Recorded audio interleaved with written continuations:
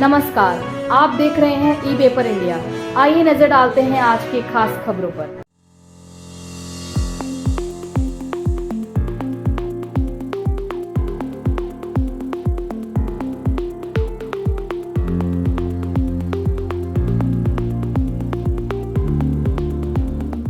Lab को बनने की शुरुआत दी प्री इंडिपेंडेंट। हम सल्यूट करते हैं उस समय के विजनरीज जिन्होंने सोचा कि एक लैब बनाए जो मेटलर्जी में काम करें। और 1950 से ये लैब शुरू हुई और इसमें बहुत बड़े बड़े लोगों ने आके काम किया, डायरेक्टर्स ने, साइंटिस्ट ने, सपोर्ट स्टाफ ने। और मेटलर्जी रिलेटेड जो सॉल्यूशंस होते हैं इंडस्ट्री को, वो हमने दिए हैं। बड़े टाटा ग्रुप है और भी ग्रुप हैं, इनको हमने सॉल्यूशंस दिए हैं क्योंकि रिसर्च जो लैब में होती है, तो लैब से सॉल्यूशन जो है इंडस्ट्री में गए हैं। तो हमारा हमेशा कोशिश यही रहती है कि हम ऐसे काम करें जो मार्केटेबल हो। टेक्नोलॉजी हम डेवलप करें तो मार्केटेबल हो, कोई नो हाउ डेवलप करें मार्केटेबल हो, प्रोडक्ट डेवलप करें मार्केटेबल हो।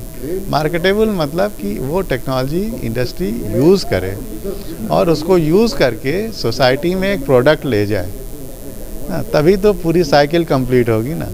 और दूसरी चीज़ है कि आज की प्रॉब्लम है carbon capture, waste to wealth, e waste, इन सब पे हम काम कर रहे हैं जिससे कि हम कुछ अफोर्डेबल प्रोडक्ट्स इनसे भी ले आएँ और एक कंप्लीट साइकिल करें। आज जो रॉ मटेरियल होता है उससे हम प्रोडक्ट बनाते हैं, फिर साइड में वेस्ट भी निकल आता है, या प्रोडक्ट जो है वो भी कुछ दिनों बाद वेस्ट हो जाता है। तो उसको कैसे फिर से उससे जो यूज़फुल एलिमेंट्स हैं, मेटल्स हैं, जो और फॉर्म्स हैं, उनको हम वापस ले आएँ और फिर से उनको यूज़ करें एज रॉ मटेरियल। तो एक कंप्लीट साइकिल बन जाएगी, सोसाइटी में कोई वेस्ट नहीं रहेगा। तो इन सब बातों पे हम काम कर रहे हैं। और दूसरा ये कि जो आत्मनिर्भर भारत का जो अभियान है प्रधानमंत्री जी का, वो हमारे प्रेसिडेंट भी हैं CSIR के सोसाइटी के, तो उसमें हम कैसे कंट्रीब्यूट करें, देश की जो इकोनॉमी है उसमें कैसे कंट्रीब्यूट करें, इंफ्रास्ट्रक्चर डेवलपमेंट में डेमोग्राफी को कैसे यूज़ करें, टेक्नोलॉजी ड्रिवन जो डिमांड है, सिस्टम है, उसमें हम कैसे अपने जो साइंटिफिक कंट्रीब्यूशन है उससे कैसे कंट्रीब्यूट करें। तो इन सब बातों पे हम विचार करके हम आगे बढ़ रहे हैं। इंडस्ट्रियलाइजेशन है, इंडस्ट्री 4.0 है, 5.0 है, उसको हम अब इम्प्लीमेंट करने की कोशिश कर रहे हैं जिससे कि हमारी एफिशिएंसी बढ़े और हम ग्लोबल बेंचमार्किंग के एट पार हमेशा रहें। जैसे पहले रहे 73 साल, आगे के दिनों में भी वैसे रहें।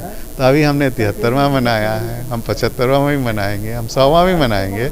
और आप देखेंगे ये जो लैब है ये हमेशा आगे की ही तरफ बढ़ेगी और इसमें बेसिक रिसर्च भी होगी और देश के लिए भी काम करेंगे, दुनिया के लिए भी काम करेंगे इस डायरेक्शन में। और साइंटिस्ट और इंजीनियर्स आपको तो पता है ग्रोथ इंजन होते हैं किसी भी देश की उन्नति के लिए। तो 73वां जो है स्थापना दिवस है NML का, CSIR NML का, और डायरेक्टर साहब ने जो उपलब्धि हुई है इस संस्थान के द्वारा सामाजिक कार्यों के लिए साइंटिफिक कंट्रीब्यूशन जो है उनके बारे में विस्तृत रूप से चर्चा किया।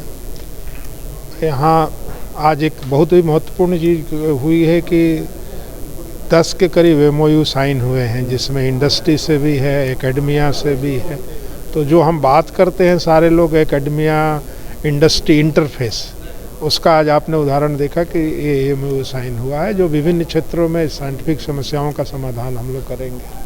ई वेस्ट की बात है कि ये पूरे विश्व के लिए ये एक गंभीर विषय है, केवल भारत में नहीं, क्योंकि हम सबसे ज़्यादा कंज्यूमर हैं तो हमारे यहाँ ई वेस्ट ज़्यादा होता है, थोड़े लोग कम हैं उनके यहाँ कम होता है, लेकिन ये सबकी जगह की समस्या है।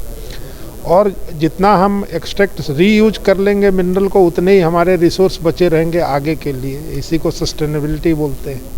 तो इस पर भी काफ़ी काम ये इंस्टीट्यूट कर रहा है और इसको एक नेशनल लेवल पे करने की ज़रूरत है। और अभी भारत और ऑस्ट्रेलिया दोनों मिल कर के इस विषय पे बहुत ही वृहद से कार्य करने के लिए एक योजना बना रहे हैं, जिसमें कि मंत्री जी भी गए थे, यहाँ के माइंस मिनिस्टर, एजुकेशन मिनिस्टर, जैसा मैंने बताया।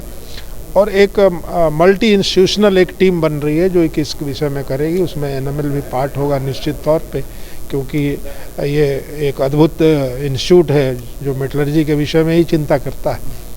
तो और ये पूरी प्रोसेसिंग का ही मामला है, तो ये इसके लिए बहुत ही अच्छा कार्य होगा और आने वाले दिनों में जो कार्बन फुटप्रिंट्स को जो हम अचीव करना चाहते हैं, जो प्रधानमंत्री की मंशा है, उसके लिए जब तक हम ये एक्सट्रैक्ट नहीं करेंगे, वेस्ट से मटेरियल नहीं करेंगे, हमारे जो टेलिंग डैम्स हैं उनसे पुनः उसमें से एक्सट्रैक्ट नहीं करेंगे स्ट्रेटेजिक मिनरल को, तब तक हम नहीं कर सकते।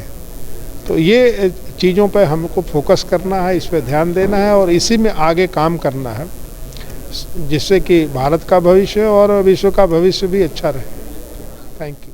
ई पेपर इंडिया में आज के लिए बस इतना ही। कल हम फिर हाजिर होंगे नई खबरों के साथ। तब तक के लिए देखते रहिए ई पेपर इंडिया।